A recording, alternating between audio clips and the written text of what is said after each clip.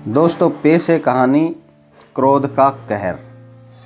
जी हाँ, क्रोध का कहर। यह कहानी एक बड़ी कंपनी के मालिक की है।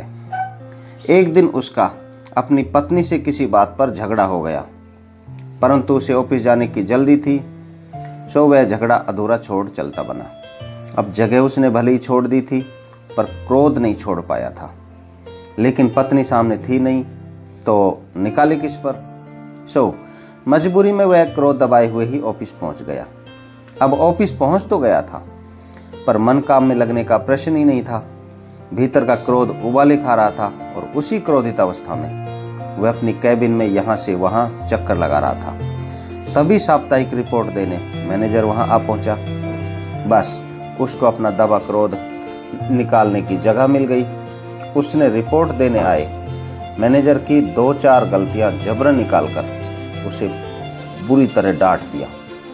अब मैनेजर को अपनी गलती समझ में तो नहीं आई, पर मालिक के सामने वह कह क्या सकता था। बस चुपचाप मन में दबे क्रोध के साथ कैबिन से बाहर निकल आया। अब क्रोधित तो वह था ही। बस अपनी कैबिन में पहुंचते ही उसने अकाउंटेंट को बुलवाया। हिसाब के पन्ने यहाँ वहाँ कर उसने उसे बेवजह डांट दिया। अकाउंटेंट का भी माथा ठनक गया।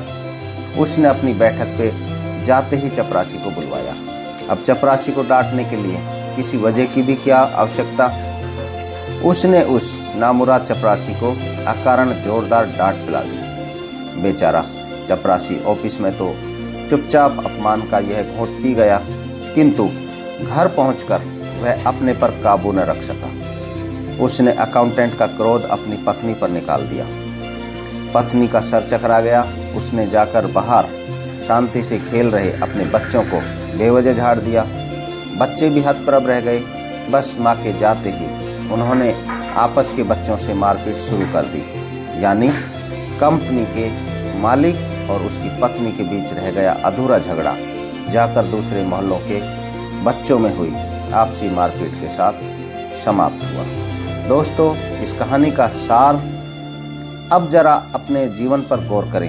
आप क्रोध या तो अपनों पर निकालते हो या अपने से कमजोरों पर। और चूंकि क्रोध नियम से दब नहीं सकता, इसलिए हर कोई शक्तिशाली के विरुद्ध दबाया हुआ अपना क्रोध कमजोरों व अपने वालों पर निकालता रहता है। अतः साइकोलॉजिकल समझदारी तो इसी में है कि अगर कोई आप पर अकारण क्रोध निकाल रहा है, तो उसका बुरा मानने या उसे पागल समझने की बजाय इसे उसके अपनेपन का सबूत समझिए। बेचारा संकट में अपनों को नहीं तो क्या बाहर वालों को कष्ट देगा।